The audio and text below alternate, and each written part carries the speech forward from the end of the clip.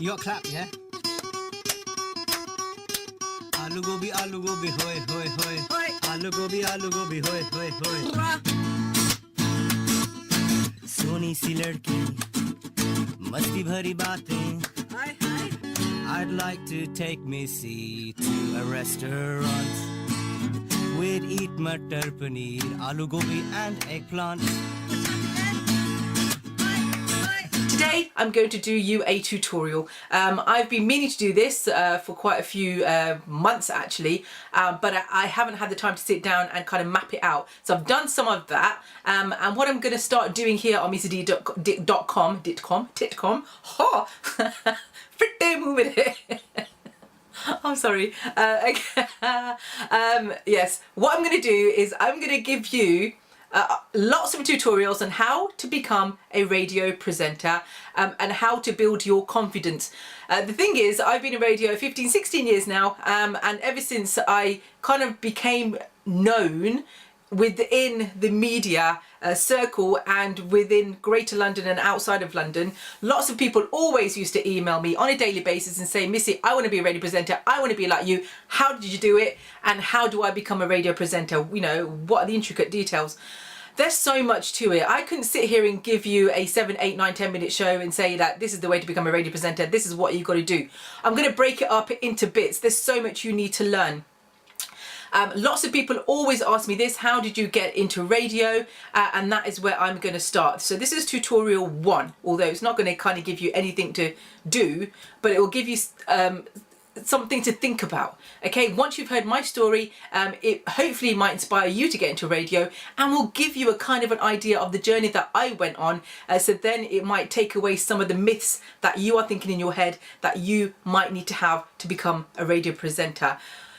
Okay, so let's go back to basics with me. I'm going to try and cut this short. I have a really bad habit of talking too much. That was one of the biggest things my boss always used to tell me off about when I was at Club Asia Radio. I'd get called in every single day, Missy, want to see you after the show. And I'd go in and I was like, here we go. And it would be the same thing. Your links are too long. If you don't know what a link is, I'll be telling you more about that here on the radio tutorials here at missyd.com. Right, let me try and keep this short and sweet. You see, I just ramble on, don't I? I can't help it. Notice the makeup today.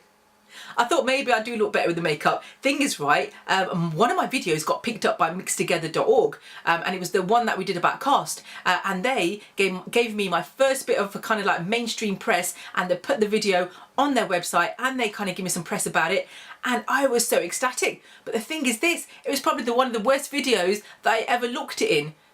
Do you know what I mean? I look awful. And it was one of those days that everything just went wrong. But then, you know, that was the video that had to make it to the press. Beastie, pure beastie is what I'd say. Anyway, so I thought today I'd look a little bit better. Right, to cut it short, it's like this. Okay, I did, when I was younger, when I was doing my A-levels and stuff like that, I did English, sociology and photography, which kind of tells you I used to be into creativity. I love being creative, and that's why I picked photography as one of my A-levels. I failed 2 of my A-levels, sociology and English. Well, okay, I got a U in English, I think I got an E in sociology, and in my photography I got a D. I fought to do photography at my school because I went to an all-girls school, but I got 1 A-level. I have lots of GCSEs and, GCE O-levels and CSE, a total of 11, all C's and 1s. So that kind of gives you a picture that I really am not an intelligent person. I am not the kind of person that had loads and loads of A's and B's. I don't think I ever got A's and B's in my entire jindagi. So that's point number 1. Point number 2, at that point in my life, when I was asked what do I want to do, I was either tossing between becoming a teacher, because my mum is a teacher, my entire family is a teacher, or I was thinking I want to go into IT, because at that time, back in the day, and I am pretty old, IT was kind of exploding everywhere, so I wanted to do IT. So I applied for a few IT things that I could in the clearing section, because nobody with their eyes closed would give me a place at uni going, you got 1 A-level. But I persevered. I was like, I want to go to university, and in those days you got grants, so it was a lot easier. For some bizarre reason, I decided to apply to a course called Media and Communications with Photography at Wolverhampton University, and I got in. I did that, and it's what you call a modular degree course. It was fantastic, absolutely loved it, because it was very creative. What you'll have learned about me by now is I'm a very kind of creative person. So in that degree, I did a bit of everything. I did a bit of acting. I did some IT work, I did some photoshopping, I did some photography. Obviously I did photography because that was my major. I did things like women's studies, I did a bit of English, bit of maths, bit of this, bit of that, and it was just kind of mishmash of everything, to be honest with you. I didn't really attend a lot of my lessons, but that is another story in itself. Okay, so I came out of university with a 2-2 in media and communications. Like I said to you earlier, I'm not that much of an intelligent person when it comes to academics.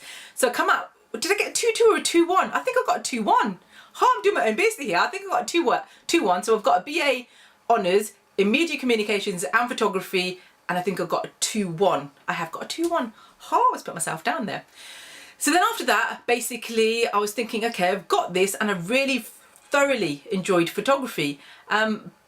But I didn't really want to go into the field of photography. I don't know why.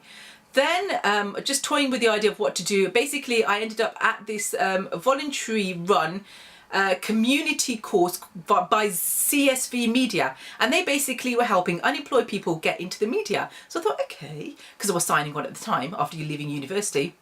I went to CSV Media and I did some studying there. So I learned journalism. I learned, again, I learned a bit of Mac, like, you know, the graphic stuff and all that kind of thing, you know. I learned a bit of that. We learned radio, but that wasn't like digital radio. It was like the old school splicing stuff. And I'll talk about that on another show, okay? So I learned that.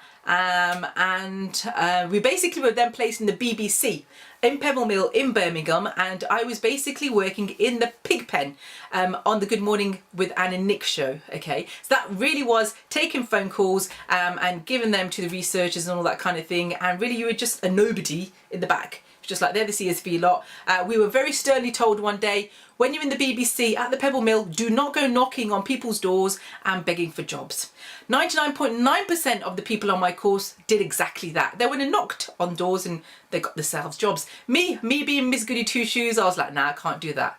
But what happened is, I basically, as I was kind of mingling with these people, they kept going, you've got a radio presenter's voice. I was like, yeah, Andy, whatever.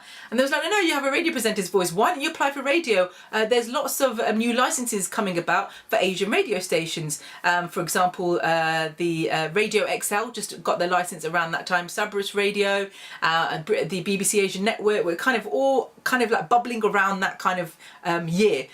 So I applied for a radio job, and I distinctly remember that Sonia Diol went on the same day for an interview for the same position that I went for. She got the job, I didn't get the job. But the man was very nice. He goes, you do actually have potential. The only thing is you don't have radio experience. So why don't you come and do some commercials for us? So I was like, okay, fair enough, we'll do that. I did some commercials for Radio XL in Birmingham. And at that time, I was getting paid literally nothing to do a commercial. I think it was like £2 or something like that. And then I started voicing a lot of commercials. And it was after a few months that I was getting noticed by people. And they was like, oh, you need to go and get yourself a show. So I started knocking on the MD's door and saying, like, I'd like a show, please. Finally, after 2 or 3 months, a show came up, and the show was offered to me with another presenter whose name was Rajesh Bedi. And on a Saturday, we both did a double-headed show, which meant 2 people doing a show on a Saturday at Radio XL, and it was called The Big Mumbai Bash, and it was a show all about Bollywood. So that was my first step of getting into radio. Did I do any radio courses? No. Did I do a degree in radio? No.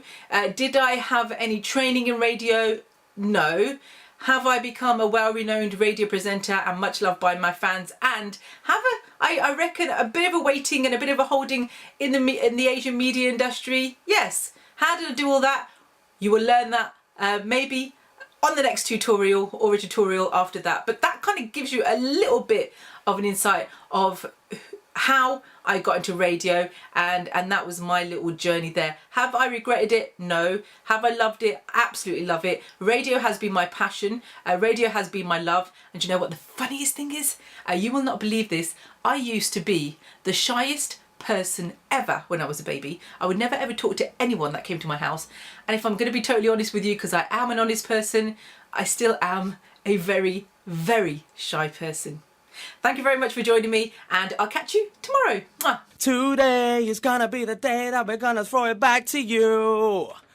By now, you should have somehow realized what you're gonna do.